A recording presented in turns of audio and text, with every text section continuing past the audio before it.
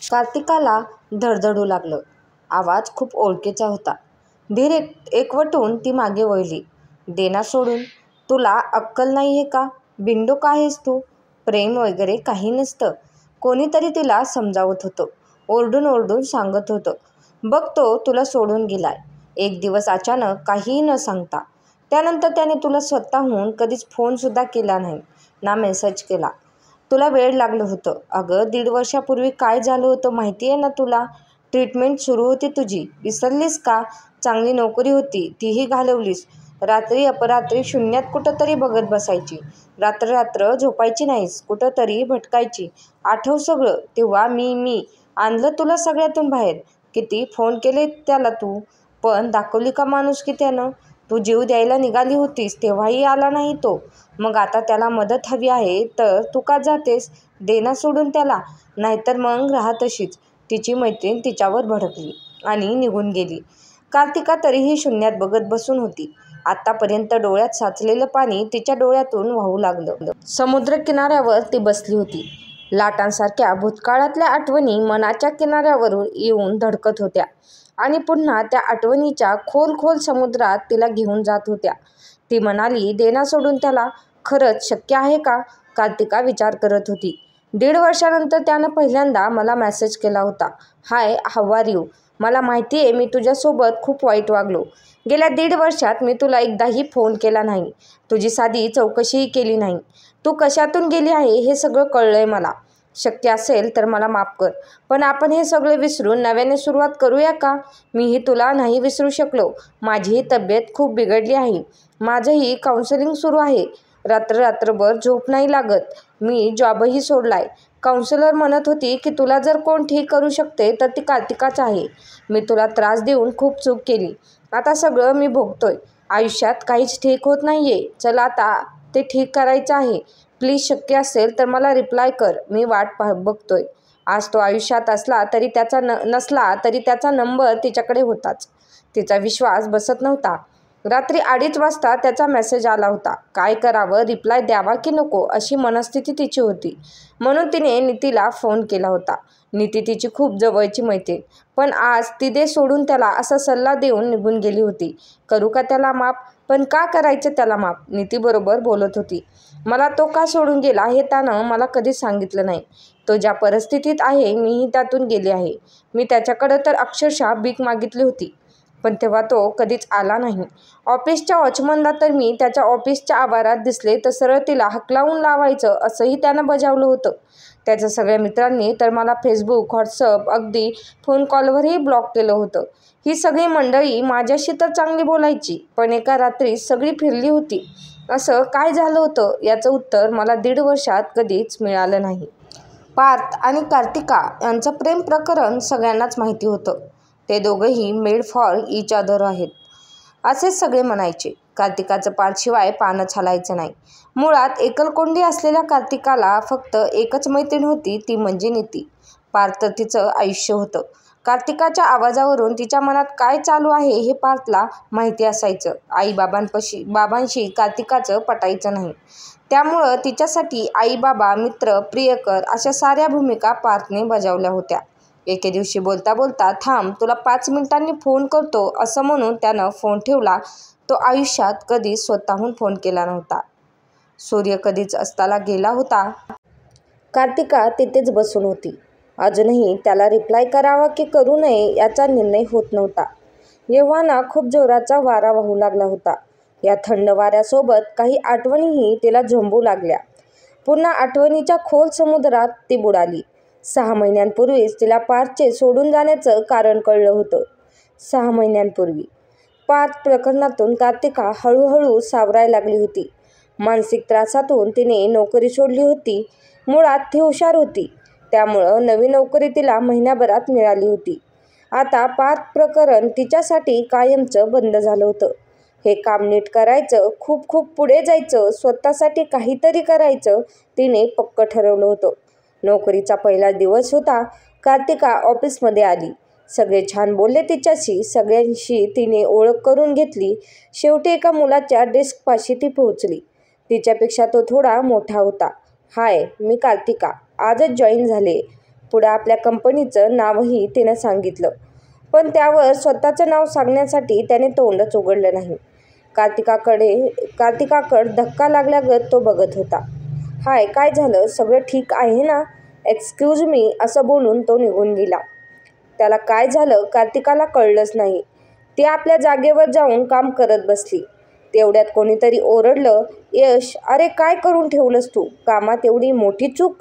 तुला बरं वाटत नसेल तर घरी जा. मगासपासून कामात चुका करतोय तू.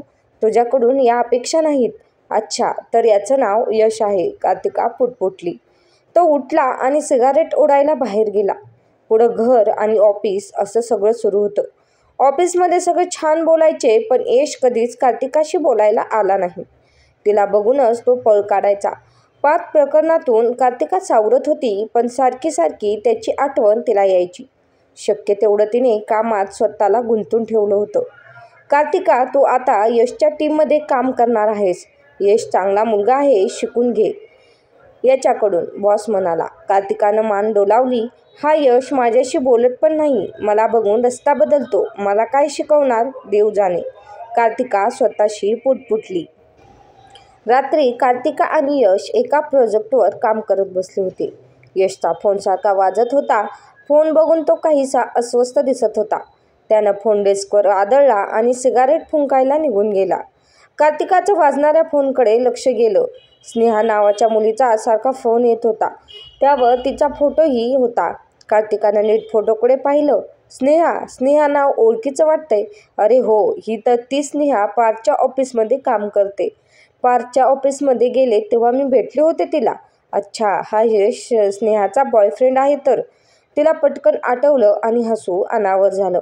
स्नेहा एकदम बोल्ड होती. मैत्रिणींपेक्षा तिला मित्रच अधिक दिसायला सुंदर होती. म्हणून पार्थचं अर्ध ऑफिस तिच्या प्रेमात. पण मी तर पार्थला बजावलं होतं, लांब राहा बाबा या मुलीपासून. मला ती अजिबात आवडली नाही. एक दोनदा मी तर पार्थशी या मुलीवरून भांडलीही होते. तेव्हा पार्थ म्हणायचा, अगं बॉयफ्रेंड आहे तिचा, यश नाव आहे त्याचं. लग्न पण करतील ते दोघं यावर्षी. तो पण ना, मी का करेन तिच्याशी अफेअर? माझा जीव आहे तू कार्तिका. कार्तिकाला हसू आलं. आता यश आला की त्याला माझी ओळख सांगते, म्हणजे तो आपल्याशी नीट बोलेल. कार्तिका सुखावली. यशशी बोलून पार्थविषयी काही माहिती मिळते का ते बघू. त्या स्नेहाला नक्कीच माहिती असणार पार्थने माझ्याशी ब्रेकअप का केलं ते. यश आला. हाय, तुझा फोन वाजत होता बराच वेळ. कार्तिकानं यशशी बोलण्याचा प्रयत्न केला, पण यशने उत्तर दिलं नाही. कार्तिका पुन्हा यशकडे वळली. यश, तुझ्या गर्लफ्रेंड स्नेहाला मी ओळखते. हो, माहिती आहे. कार्तिकाला हे उत्तर अनपेक्षित होतं.